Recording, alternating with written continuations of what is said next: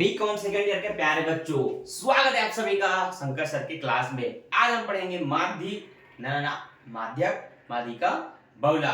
समांतर माध्य हमने पढ़ लिया है बहुत अच्छे से। उसके हर एक टॉपिक हमने सीख लिया। बेसिक क्वेश्चन जिसमें एक आंकड़े पर आधारित होते हैं, फिर दो आंकड़े के आधारित क्वेश्चन, एक ऐसा क्वेश्चन जिसमें वर्ग अंतराल तो नहीं दिया जाता, आपको बनाना पड़ता है। कुछ ऐसे भी क्वेश्चन हमने सीखे जिसमें कोई एक संख्या गायब हो जाती है, वो की फ्रीक्वेंसी होती है, और एक ऊपर का वर्ग अंतराल भी गायब होता है। इस टाइप के भी क्वेश्चन हैं, आप बिल्कुल बनाने को उसकी कोशिश करेंगे, आपसे बन जाएगा, कोई दिक्कत नहीं है। आज हम पढ़ेंगे माध्यिका और बहुलक, उसके भी बेसिक टू एडवांस लेवल के क्वेश्चन देखेंगे। वैसे आप मेरे चैनल पर शुरू से बने हैं तो आपको माध्यिका और बहुलक आता होगा, लेकिन फिर भी चूंकि ये रिकॉर्डेड क्लास है कोई दिक्कत नहीं, हम आपको बताते हैं, ध्यान देना। सबसे पहले देखो, अगर प्रश्न पूछा माध्यिका तो इसी को मिडन बोलते हैं। क्या बोलते हैं? मिडन। और इसी माध्यिका को माध्यक भी बोलते हैं, याद रखना। क्या बोलते हैं? माध्यक, याद रहेगा। अब ध्यान देना, यहां पर हम जो कॉलम बनाएंगे ना क्लास का, बहुत ही सिंपल सा रहेगा।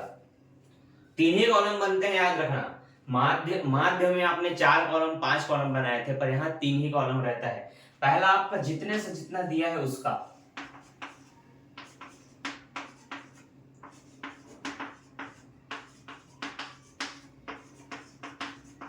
ये आपकी क्लास हो गई। बगल में आपकी फ्रीक्वेंसी दे देते हैं,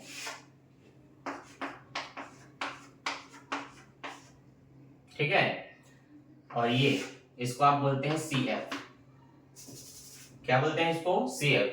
ये क्वेश्चन आपको दिया रहेगा, बोलेगा माध्यिका ज्ञात करें, कैसे बनाना है, ध्यान देना। इनका हाफ जो करने का काम था वो नहीं होता, वो कहाँ होता है? वो सिर्फ माध्य में होता है, बाकी इनका हाफ निकालने का काम यहाँ नहीं होता। CF का मतलब होता है F वाले को टोटल करके वहां लिखना। जैसे देखो, पहला अंक 7 का 7 लिख दो, दूसरा अंक 10 का 10 नहीं लिखना है, 7 में 10 जोड़ के लिखना है। तो 7 और 10 17, 17 में 5 जोड़ दो, 17 और 5 आपके 22 होंगे, 22 और 4 26, 26 और 3 39, 39 और 6 लगभग 35। इस तरह से अब उत्तर की जांच करो।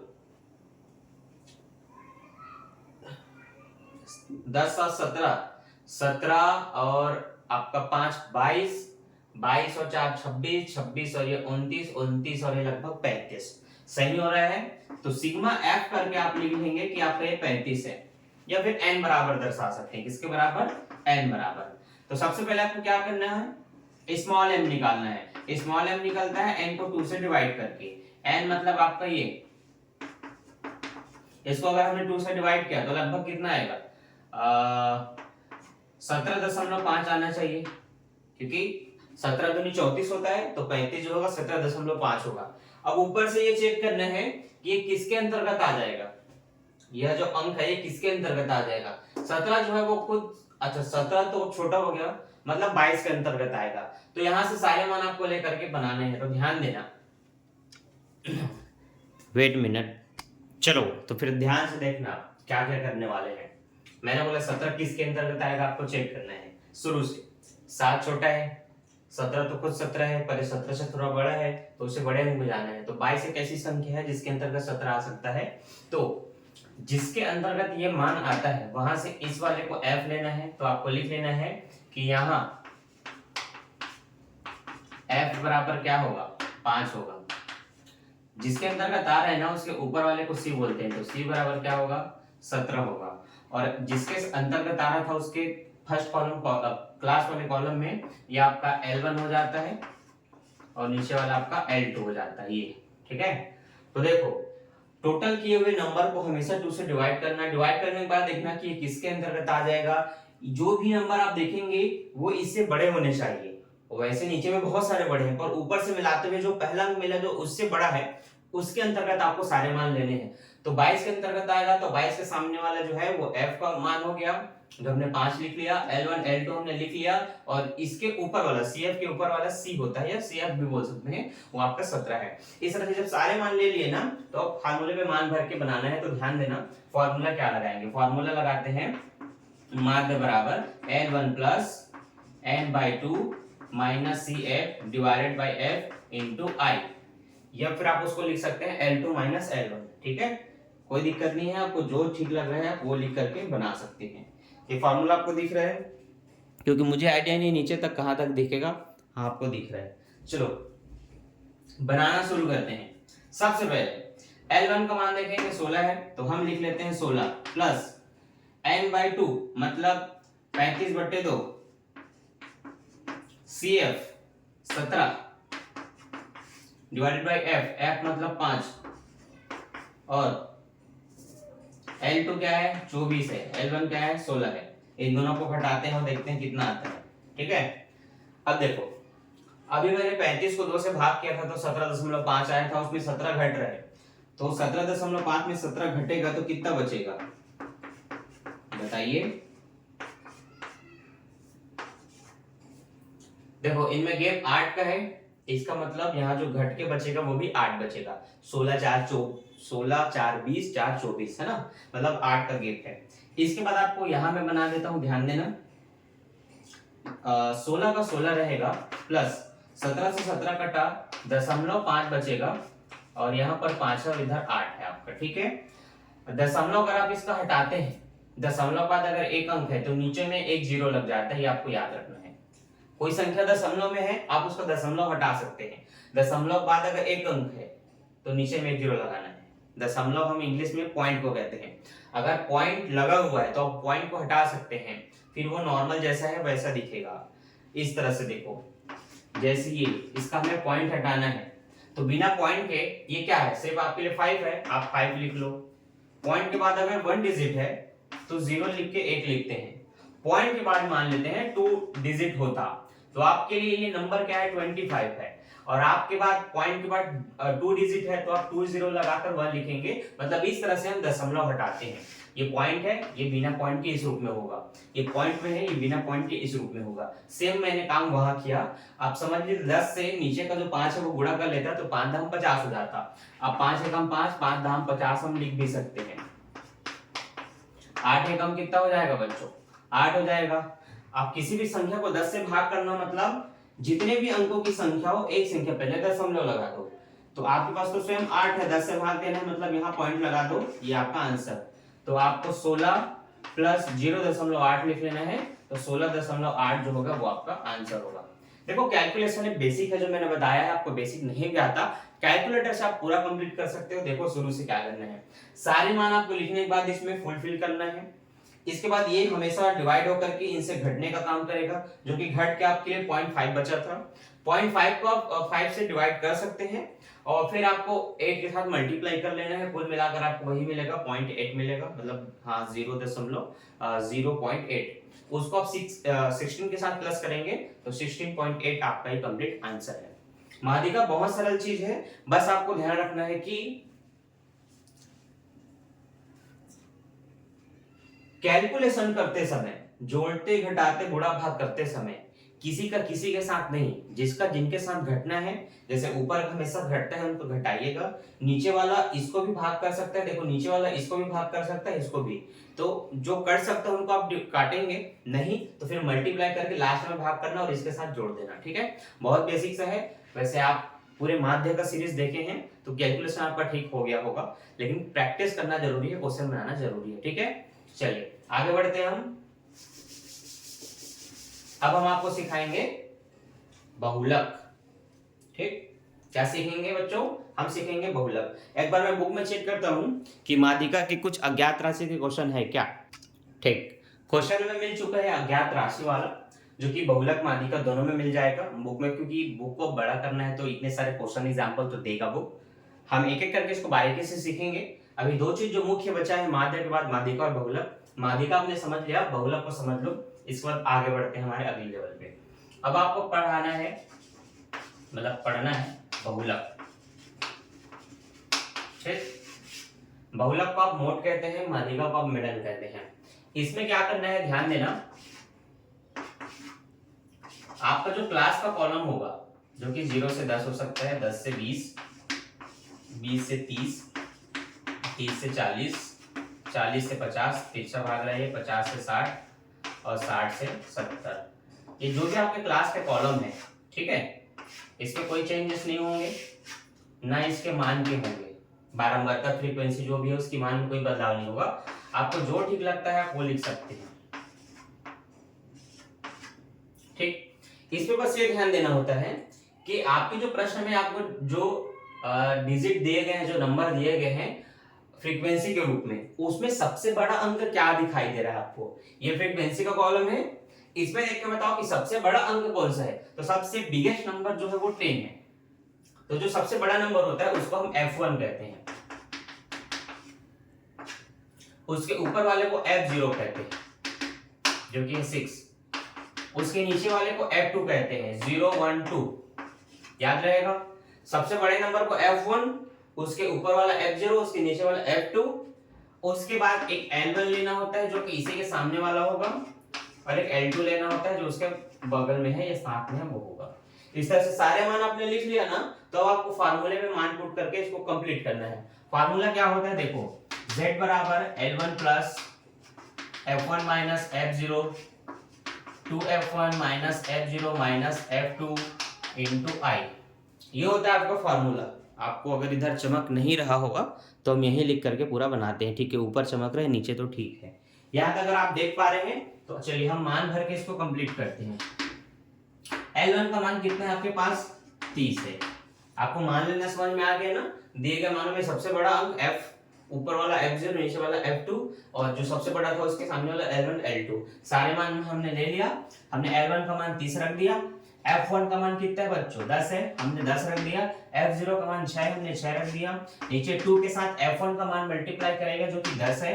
नीचे में ये दोनों के मान आपस में घटेंगे, मतलब 6 और 8 में घटने का काम करेगा इस तरह से। और I गेप कितने का है, 10 का गेप है सब में। I क्या होता है, इनका डिफरेंस। 10 में 10 जोड़ेंगे तो 20 होगा, 20 में 10 जोड़ेंगे तो 30 होगा, 30 में 10 जोड़ेंगे तो 40 होगा।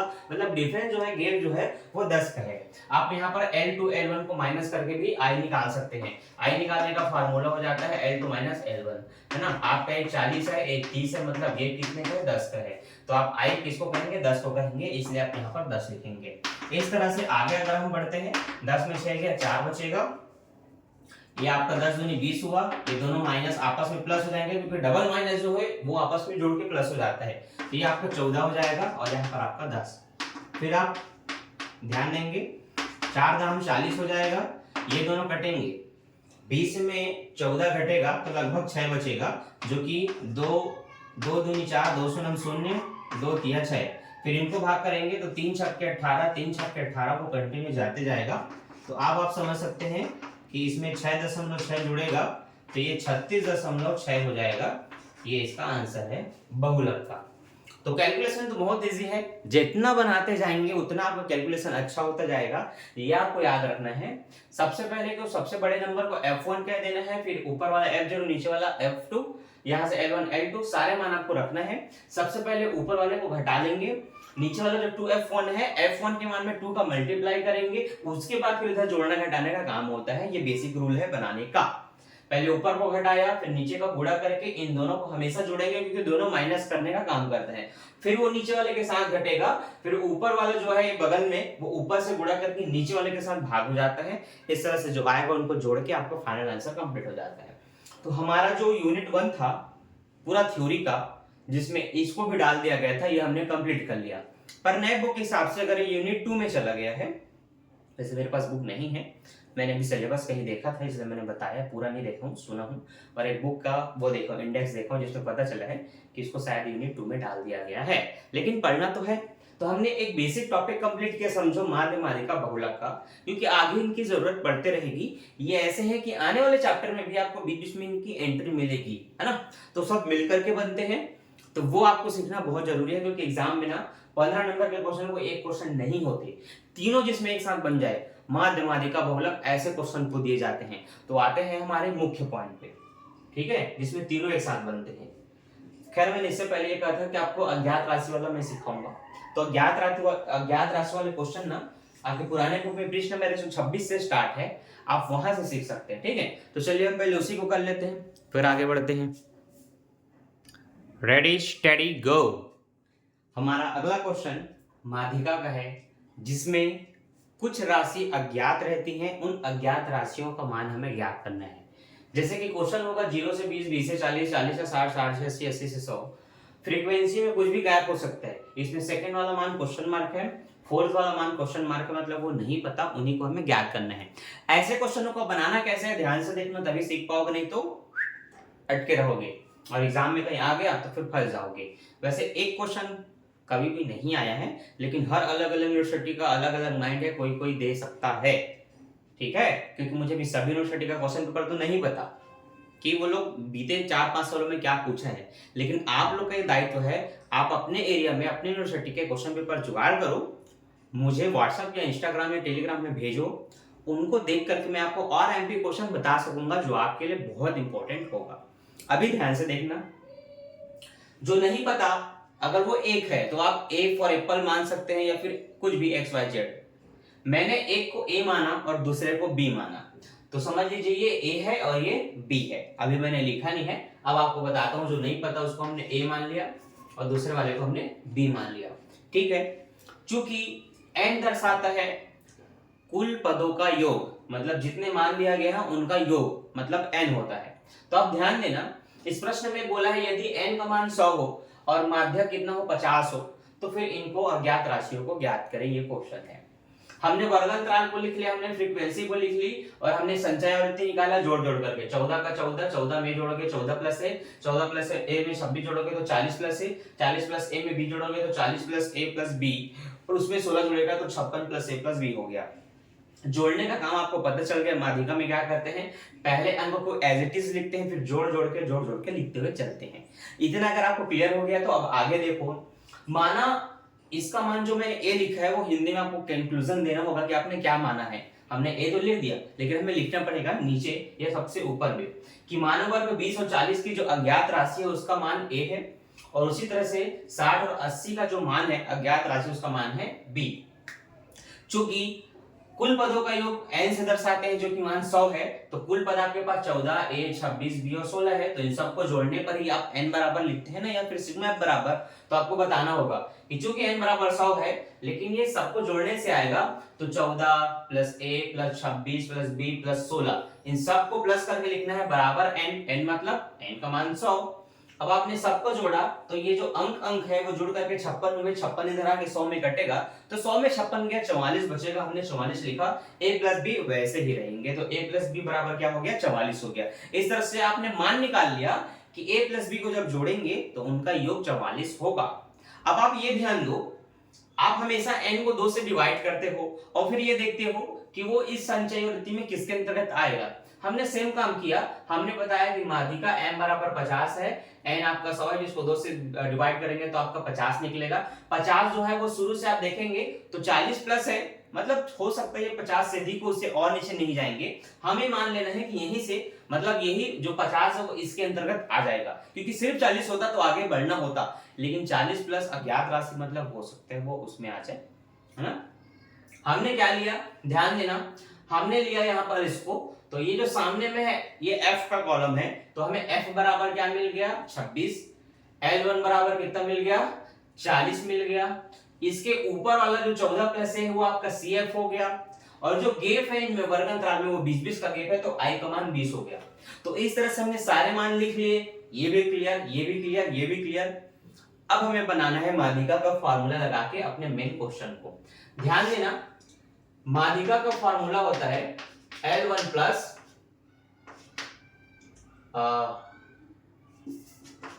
n/2 minus CF divided by F into I, ये आपको फार्मूला है, ठीक है।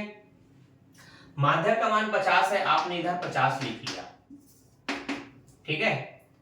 L1 का मान 40 है, आप स्पष्ट देख सकते हैं, हमने 40 लिख दिया, ठीक है।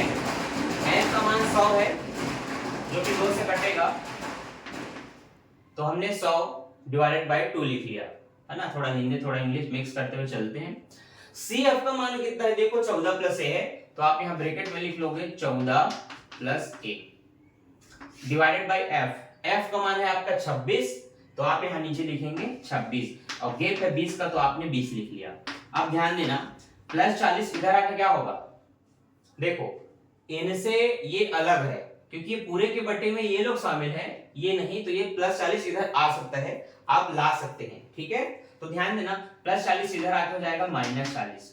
यहाँ पर ये दोनों डिवाइड होकर के 50 हो जाएंगे।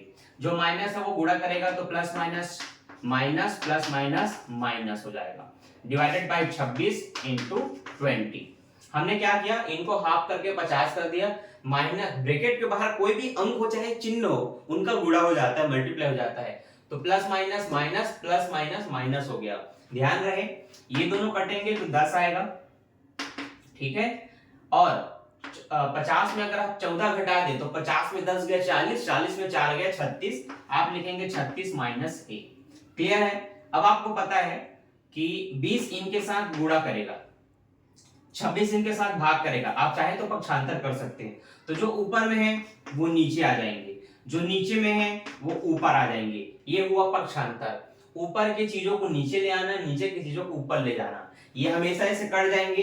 तो ये आपका 1/2 आया और ये भी कट गया, तो आपका सिर्फ यहाँ 13 बचा। कितना बचा? 13। प्लस 36 इधर आ जाएगा तो ये -36 हो जाएगा, यहाँ आपका ए रहेगा। यहाँ पर हमने दोनों को घटाया तो 6 में 3 जाएगा 3, 3 में 1 गया 2, और ये आपके पास 36 में आपने 13 घटाया तो आपको -23 आया। दोनों तरफ के माइनस ना प्लस हो जाते हैं, तो ए का मान निकल गया। अब आपको ये वाला कंडीशन याद है क्या, a + b = 44। ठीक है, चूंकि a + b = 44 है तो a का मान आपका निकल गया है 23। उसको आप यहां रख सकते हैं, अब उसको पक्षांतर कर दीजिए तो 44 में 23 घटेगा, तो 4 में 3 गया 1, 4 में 2 गया ये 21। आप कहेंगे कि वह अज्ञात राशि जो पहला था वर्ग 20 और 40 का वह है 23, और जो 60 और 80 का है वह है 21। इस तरह से आपको ये क्वेश्चन आपके बुक में पृष्ठ नंबर 134 में मिल जाएगा विद सॉल्यूशन। ठीक है, तो आप बुक का भी समझ करके देख सकते हैं कि आपको उसका पूरा तरीका समझ में आ रहा है कि नहीं, वही चीज है उसमें। आइए मैंने थोड़ा समझा करके उसको पूरा डिटेल से लिखा। तो पहले ये क्वेश्चन, फिर ये, फिर वो, और उसके बाद ये डिटेल से पूरा आप इसको लाइन से उतारेंगे अपने कॉपी में। और क्या कहा मैंने कि एक क्वेश्चन और होता है जिसमें आप सबको सीखते हैं, तो उसको हम तब बना लेंगे जब आपके अगले पार्ट में हम आगे बढ़ेंगे। मतलब अब यही पार्ट नहीं चलेगा, इस पार्ट से हमें आगे भी बढ़ना है, तो जब हम उस पे चलेंगे तो इसका लास्ट डेमो वही रहेगा जिसमें माध्य माध्यिका बहुलक तीनों एक साथ बनाए जाते हैं। तो अभी के लिए बस, अभी लेते हैं आपसे अलविदा। अब तक आपको क्या करना है, जितना आपने सीखा उसको बना करके एक नोट्स तैयार कर लेना है। बाकी यहाँ से तो आप बिल्कुल देख करके कभी भी सीख सकते हैं, कोई दिक्कत नहीं है, लेकिन नोट्स बनाना जरूरी है, क्योंकि नोट्स बनाने से क्या होगा, आप कुछ चीजों को लिखेंगे। जिस क्वेश्चन को मैंने सॉल्व किया है तो लिखते हुए समझ लीजिए आप भी सॉल्व कर रहे हैं, तो वो माइंड में चलता रहेगा कि वो बन कैसे रहा है। साथ ही साथ 1-2 नए क्वेश्चन आपको बना करके देखना है। आप इसी तरह से कुछ भी अंक लिख करके बना करके देख सकते हैं, लेकिन अगर आपको क्वेश्चन नहीं भी आता तो कोई दिक्कत नहीं, आपके पास बुक होना चाहिए, आपको क्वेश्चन मिल जाएगा, आप उसकी प्रैक्टिस कर सकते हैं। ठीक है, कुछ क्वेश्चन मैं आपको हमेशा की तरह यहाँ भी दिखा देता हूँ, अगर आपको प्रैक्टिस करना है तो बिल्कुल आप प्रैक्टिस कर सकते हैं।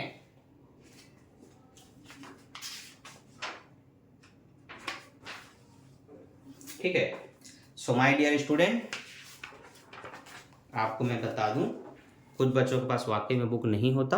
देखो, टक टक टक टक टक टक टक टक टक टक टक टक, देखो ये वाला गायब है, आप इसको बना करके देख सकते हैं। पूरा सोल्यूशन मैं आपको दिखा देता हूँ, इसमें कोई दिक्कत नहीं है मुझे। ठीक है, और क्या यार, बस हो गया। अब आपको सीधा क्रियात्मक प्रश्न दिखाया जाए। ये आपके पूरे क्रियात्मक प्रश्न हैं। ठीक है, आप पूरा क्रियात्मक प्रश्न देख सकते हैं। ठीक, इन प्रश्नों को आपको बना करके देखना है, जो आपसे बन जाए। ठीक है, आंसर दिया हुआ है। तो मिलते हैं नेक्स्ट पार्ट में, अभी के लिए बाय, थैंक्स फॉर वॉचिंग।